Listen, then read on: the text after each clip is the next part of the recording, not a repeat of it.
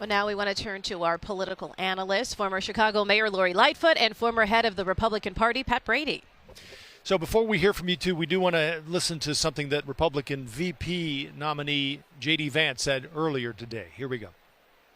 My little theory about why they decided to have the convention in Chicago is, Tim Walz has been going around saying that he served in war, and maybe they did it in Chicago so that he could actually accurately say that he visited a combat zone. Mayor, let's bring you in first. I'm guessing you have a thing or two to say about that.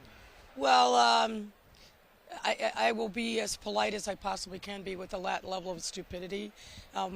Chicago is a favorite Republican punching bag, but we punch back.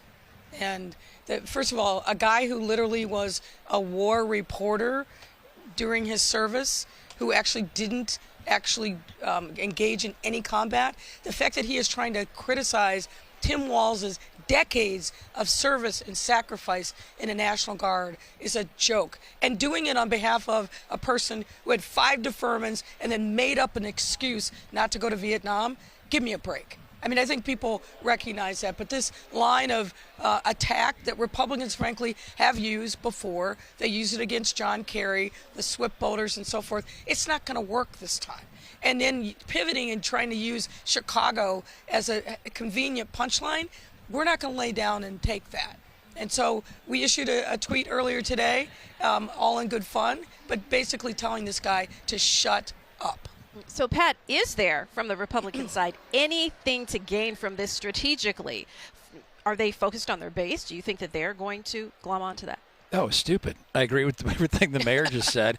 And the reality is it opens them up to the criticism. Donald Trump, when black and brown people were getting drafted in 68, pulled a hamstring and got out of it because he had a doctor, the same doctor that told us he weighed 215 pounds. I mean, to me, it's offensive. They both served honorably. But this line of attack, even the Wall Street Journal told them to cut it out.